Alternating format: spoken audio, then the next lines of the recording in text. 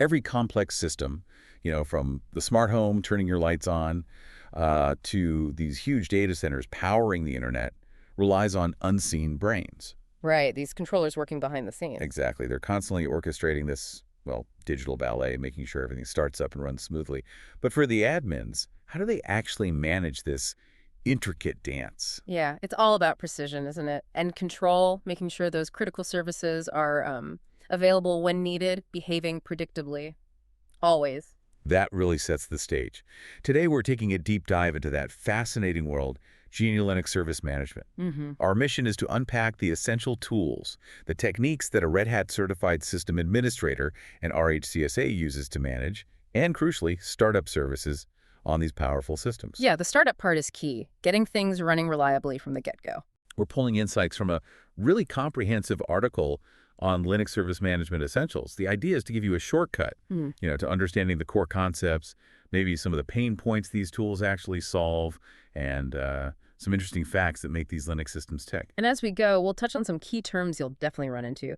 Things like GNU, HTTPD, that's your web server PID for process IDs, RHEL, the Red Hat OS itself, RHCSA, SSH for secure login, SysVinit, which is the older system, URL, and maybe even LLM as we think about future tools. We'll define them as they come up. Okay, let's unpack this. First stop has to be systemed. It's, well, pretty much the modern orchestrator for most GNU Linux systems today. Absolutely. If you're working with RHEL or CentOS or Fedora, Debian, Ubuntu, systemed is what you're using. So for someone maybe newer to Linux administration, where do you even start?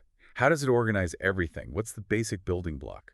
Well, the big picture is systemed as the default init system in Service Manager. It replaced older ones like SysVinit and Upstart. And what was really revolutionary, maybe less obvious now, is how it parallelizes startup. It boots things up much faster than the old sequential csysv scripts. That was a huge deal. The speed increase. Okay. So system handles booting, and at its heart, it uses units. What exactly are these units, especially the service ones? And where do their configs live? Think of a unit as like a configuration file, a powerful one. It defines how a background service is started, stopped, maintained, all of it. Gotcha. For an RHCSA, the service unit is the most common type you'll deal with.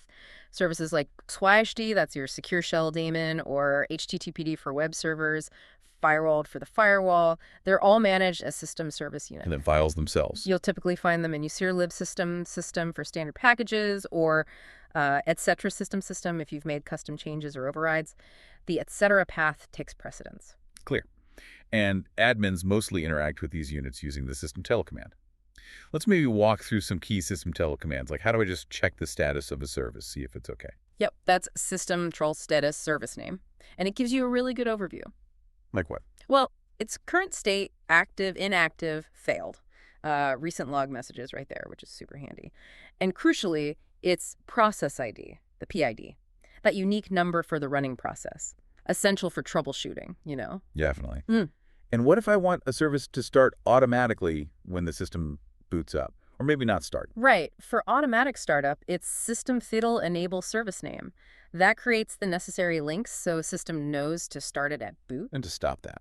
Just systemctl disable service names. There. That removes the links. It's like telling the system, hey, start this when you boot, or nope, don't start this automatically. Okay, simple enough. What about immediate actions? Like I need this web server running now, where I need to stop it right away. That's systemctl start service name to get it running immediately, and systemctl stop service name to shut it down right now.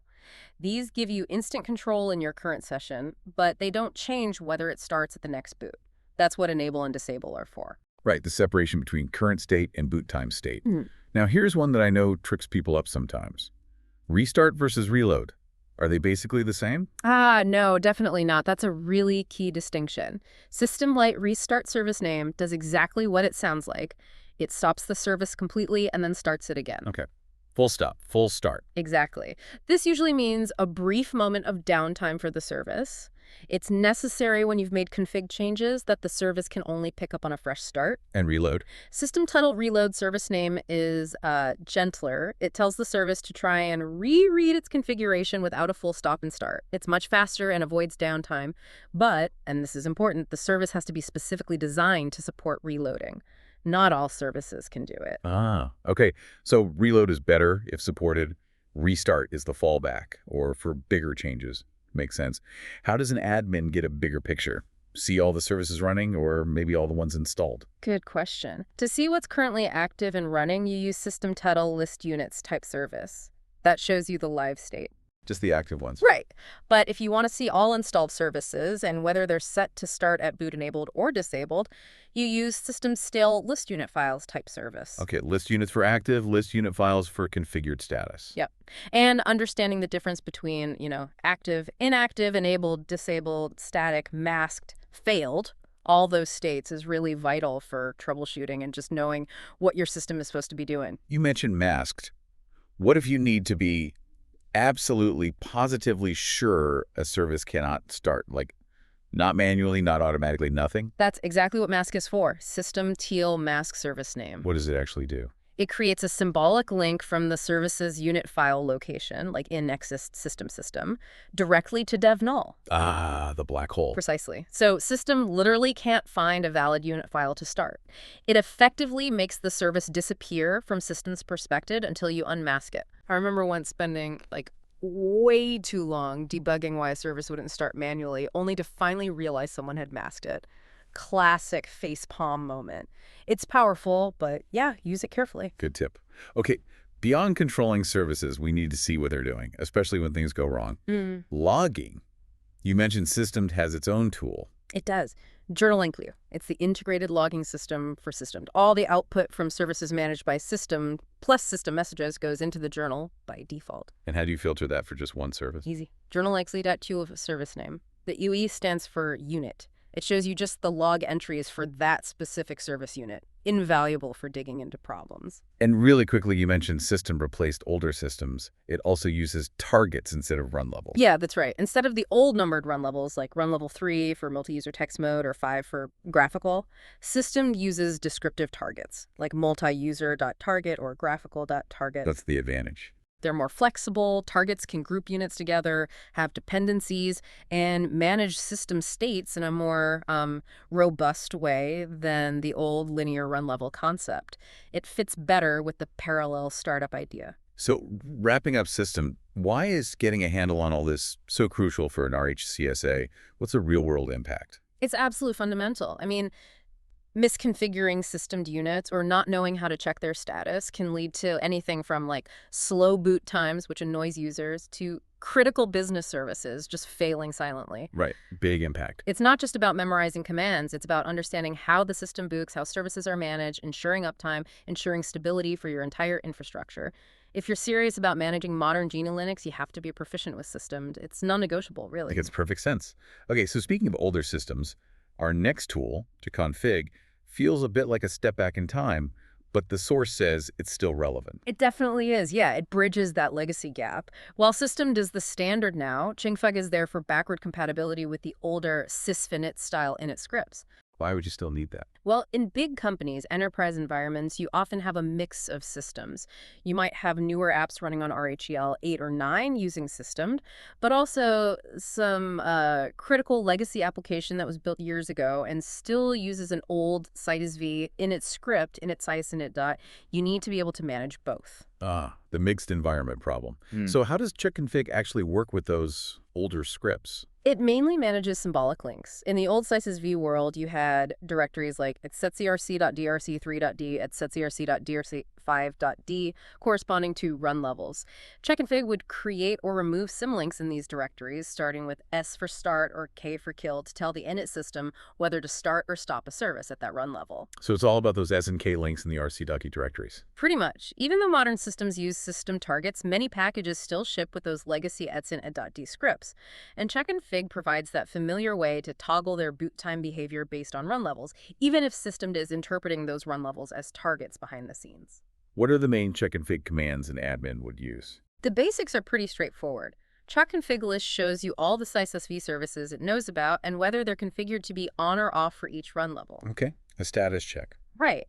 And then to turn a service on at boot for its default run levels, it's checkconfig service name on. To turn it off, checkconfig service name off. Pretty simple. The source mentioned something about proper metadata comments being important for checkconfig.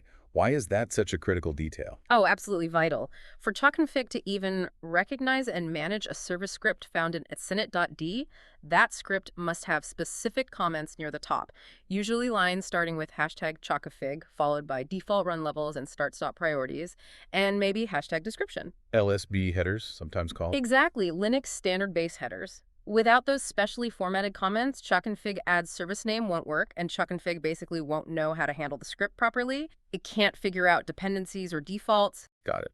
So the script itself needs to be formatted correctly for checkconfig to work.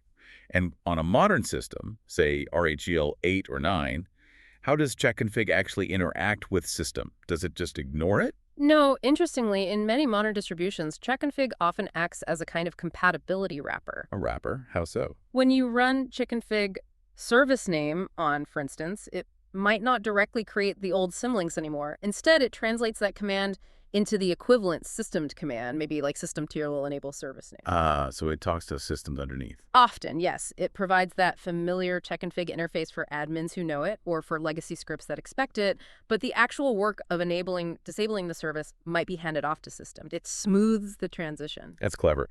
So what's the main takeaway for listeners about checkconfig? Why bother learning it if systemd is the future? Because the future rarely arrives everywhere at once. Proficiency with checkconfig means you can confidently manage those older services or systems that haven't fully migrated to systemd. It gives you broader coverage, especially in diverse real-world enterprise setups. It's about having the right tool for the job, even if the job involves older tech. Okay, practical advice. Next up, we've got Zargs. This one's described as a batch processing powerhouse. Yeah. What exactly is it, and maybe what's the real pain point it solves that admins might overlook? Yeah, Zargs is incredibly useful. It's a command line utility that reads items from standard input, usually the output pipe from another command, and builds and executes command lines using those items as arguments. Okay, so it takes output from one command and feeds it as input arguments to another. Right, and the pain point it solves, beyond just getting around limits on how long a command line can be, is efficiency. Especially process efficiency. Yeah. So, Well, think about using find with the exec option, like find type fexec or rham. That works, but for every single file found, it spins up a new warm process. okay, one process per file. Exactly. If you have thousands or hundreds of thousands of files, that's incredibly inefficient. Lots of overhead starting and stopping processes. Zargs is smarter. It bundles arguments together and runs the command like ARM fewer times, passing multiple arguments at once. So it's not just faster, it's less resource intensive. Massively less. On large data sets, Zargs can be the difference between a task finishing in seconds or minutes versus hours, or even crashing the system because you tried to spawn too many processes at once with exec. That's the often overlooked power. That's a huge difference. Can you give us some practical examples where Zargs really makes life easier? Sure. The classic is file management, like you mentioned, deleting logs, find varlog dash type f dash name dot logs stargs rm, super common, Okay. or maybe changing permissions. Find data dash type f dash name dash vargs trad plus x. For service management, maybe less common but possible. Imagine you have a file, servicelist.txt, with a list of services to restart. You could do cat servicelist.txt zargs systemctl restart. It'll restart them likely in batches. It's also great with grep, chown, cp, any command that takes arguments. Seems very flexible. What about controlling its behavior? Or safety? File names with spaces are always tricky on the command line. Good point. Zargs has options for that. Dargen lets you control how many arguments are passed per command execution.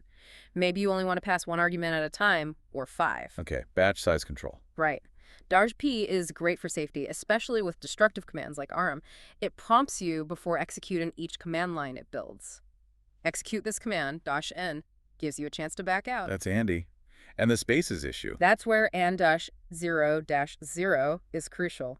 It tells Zargs to expect null separated input instead of white space separated. You almost always pair this with find-print option, which outputs file names separated by null characters. So find -print zargs -0rm. Exactly. Find -shape fprint0 zargs -and-0r. That's the robust way to handle file names with spaces, new lines, or other weird characters safely. Absolutely essential if you're dealing with arbitrary user files. Got it. So why is mastering Zargs such a big deal for you as a sysadmin? Because it embodies the Unix-Linux philosophy, really. Small tools, working together powerfully. It lets you streamline repetitive tasks without writing complex scripts sometimes.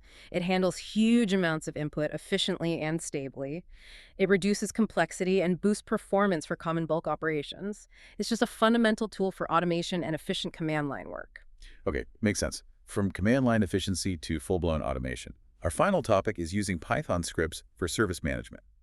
This feels like a significant step up. It is, yeah. And it's a really important one for scaling your abilities as an admin. Python scripts let you go way beyond single commands or simple pipelines. You can automate routine tasks, interact with the system programmatically, add logic, error handling. It's about building repeatable, robust processes. So how does a Python script actually talk to the system? How does it run systemctl, for example? The main way is using Python's built-in subprocess module. This module gives your script the power to run external shell commands like systemctl myservice or systemctl list units. Okay, so it can execute commands. Can it see the output? Yes, that's key. You can run a command, capture its standard output, standard error, and its exit guide. So your script can run systemctl is active HCPPD, read the output, active or inactive, and then decide what to do next based on that result. Ah, so you can build logic around the command results. Exactly. That's where the real power comes in. It's not just running commands blindly, it's interpreting the results and reacting intelligently. Can you give us some real-world scenarios where this kind of Python automation is really valuable for service management? Sure. Think about reporting. You could write a script that runs systemctl list units, types service state active, parses the output, formats it nicely, and maybe emails a daily report of running services. Okay, automated reporting. Useful. Or, more critically, health checks and auto recovery. Imagine a script that runs every 5 minutes via cron. It loops through a list of essential services, maybe your web server, database, application server. For each one, it runs systemctl is active service name. Checks if it's running. Right. If it finds one that's inactive, the script could automatically try to restart it using subprocess.run. Systemctl restart service name. It could even try restarting a couple of times, log the failure, and then send an alert if it still can't get the service back up. Proactive monitoring and recovery. That sounds incredibly useful. It really is. You can build more complex logic, too. Maybe check dependencies first, or verify network connectivity before declaring a service truly down. You could have scripts that automate deployments, check prerequisites, copy files, configure settings, start services, check status, update firewall rules, all orchestrated by Python. So it seems like Python really lets you move beyond just reacting to problems and start building more resilient automated systems. Precisely. It lets you build these tailored, automated solutions that significantly boost reliability and consistency. You define the process once in the script, and it runs the same way every time. It's about scaling your own effectiveness and making the systems you manage more robust. It's a crucial skill for modern system administration, I think. Absolutely. Okay, that brings us to the end of our deep dive today. We've certainly covered a lot of ground. We really have. We started with systemed, didn't we? The modern powerhouse at systemctl commands for managing services, checking status, enabling at boot, and remembering its parallel processing advantage. Right. Then we looked back a bit at truckandfig, understanding why that backward compatibility with older SysVinit scripts is still so important in many real-world environments. And then the efficiency boost from Zargs for batch processing, handling lots of files or inputs without overwhelming the system. Remembering that crucial niprint 0 and ni0 combo for safety. Definitely. Yeah. And finally, we touched on the automation power of Python scripting, using the subprocess module to build custom health checks, reporting, and even auto-recovery logic. Yeah, putting it all together, understanding these tools, system, truckandfig, Zargs, and how to script interactions with them, it's fundamental for any RHCSA, really any Linux admin. It's all about making sure the system boots correctly, runs reliably, and can be managed efficiently. Couldn't agree more. Now, as we wrap up, here's a final thought for you, our listener, to maybe chew on. We've seen how systems evolve, how powerful tools like System replace older ones like SysVinit.